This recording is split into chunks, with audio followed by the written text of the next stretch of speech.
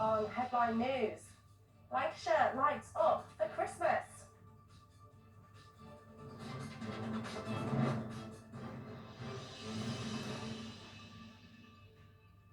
Hello, you're watching Headline News. I'm Grace O'Hare and a very warm welcome to the programme.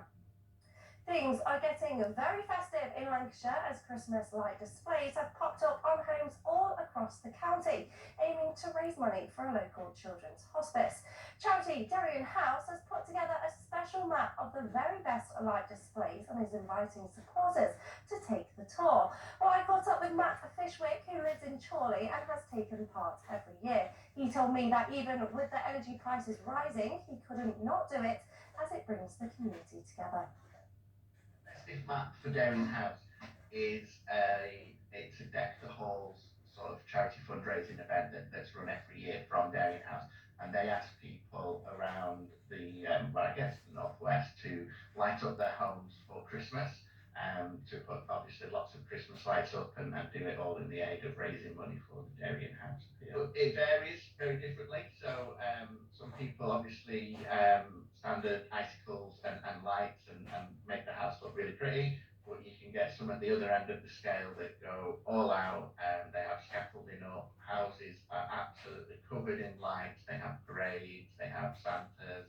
They have all sorts of things going on. So it varies, and obviously each house is unique, and every house is appreciated. But yeah, it's from the extreme down to the modest kind of light displays. Dairy House is obviously a much needed place for the youth and the young people. Now it is solely run on donations, and it does take over £5 million a year to run for Dairy House.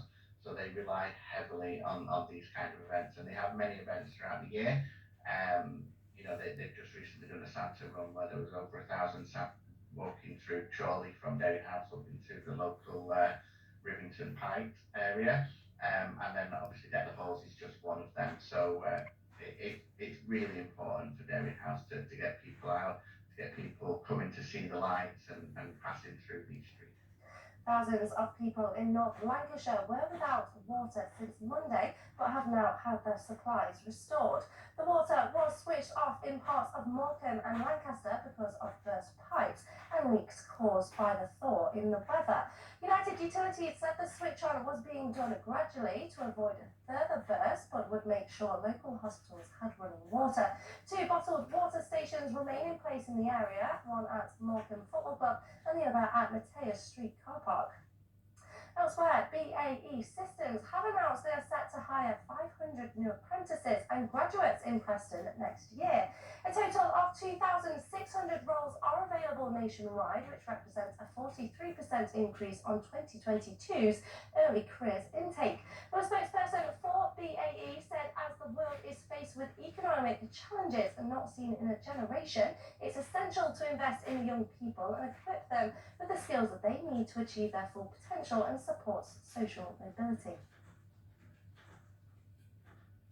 And a quick look at the local sport where Fleetwood Town and MK Dons have been fined by the Football Association for a disturbance in their game on the 10th of December. Both clubs admitted failing to ensure their players conducted themselves in an orderly fashion after an incident in the 69th minute of the League One game. The Cod Army have been handed a £5,000 fine, while the Dons must pay £2,500 after breaching FA Rule E20.1. And as always, we'd love to hear what you think, so please do get in touch with your views, or if you have a story of your own that should be on the show. Follow us on Twitter, we're on @That'sTVLancs. Get in touch on Facebook by searching That's TV Lancashire, or you can write to us, drop an email to Lancashire@That's.TV.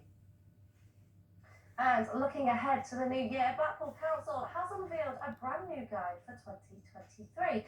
The destination guide includes a programme of events, shows and attractions for the year ahead. Alan Cavill from the council said it is particularly pleasing to be able to launch the new guide at a time when Blackpool is attracting large volumes of visitors. Well, I caught up with him earlier today to find out why it was important for the council to create a guide that is accessible and free for all.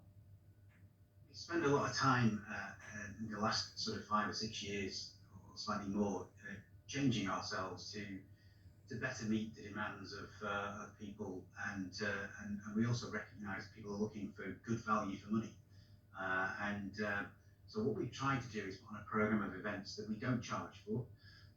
So all of those things I've mentioned, whether they be switch on, air show, fireworks, we don't charge anybody to come and look at those. And so, especially with times as difficult as they are, helping people to make their money go further.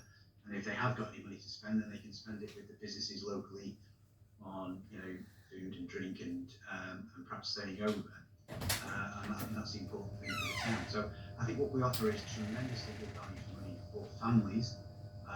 There's always something to do here that you don't have to pay for, and also a whole range of things that you can pay for if you want to.